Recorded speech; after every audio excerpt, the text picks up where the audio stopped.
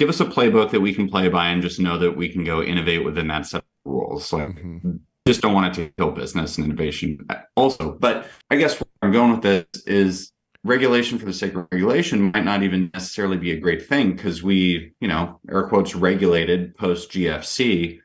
And I read some reports that at least the San Francisco Fed knew that Silicon Valley Bank was acting out at least for a year and a half or so, and that they were getting notifications about it, but nothing ultimately happened.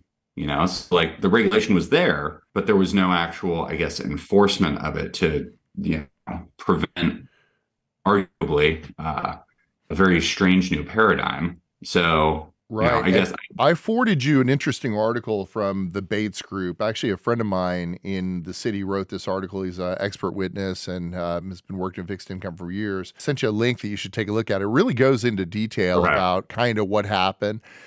My take on it is they had poor risk control. I don't know if anyone's ever come out really and figured out whether or not they did have a chief risk officer or not at this point, and their, held to maturity issues, the mismatch versus that. But I mean, look, it's as simple as saying as we had an inverted yield curve. We knew that this could happen. I think the single biggest problem is that as working people, we expect that when you put your money in the bank that it's going to be there tomorrow. They're not paying us any interest already. So you hope that at least your money is going to be there, right? You're not investing it in a brokerage account. And I've heard these assumptions that like, well, you should have put it in the right bank. Really, you're going to tell somebody who owns a bakery or someone who owns a flower shop or someone who owns, even me, right? Like, do I have access to look into their mark-to-market portfolio every day? They're held to maturities. No, it's unreasonable to think that. No.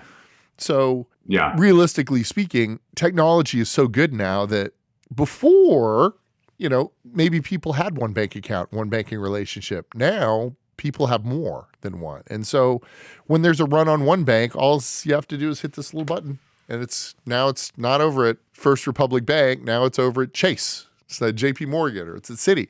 And the speed that can do, that can be done is no bank is going to be able to survive that kind of run on a bank. Just as FDR said, the only thing we have to fear is fear itself. This has been happening. This is not new. We have had the same problems and or limitations with our banking system for how many years now? It just so happens that you've got communication from people that pointed out, not a lie, right? It's not a lie that, look, Silicon Valley could fail. And if my investments or, portfolio companies have money at XYZ bank that may fail and their board member, and I'm going to tell them that there could be a run, you need to get your money safe.